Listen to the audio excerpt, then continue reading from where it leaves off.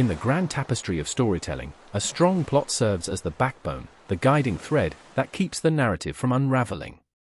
Picture this: a clear beginning, middle, and end, each stage meticulously crafted to ensure your readers are engaged every step of the journey. Now, imagine plunging into the fascinating realm of story arcs and character development. It's here, in this intricate labyrinth, where the heart of your tale truly beats.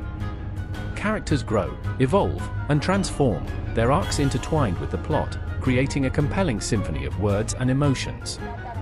But what's a tale without a little conflict? A dash of adversity, a sprinkle of challenge, that's what adds the spice to your narrative.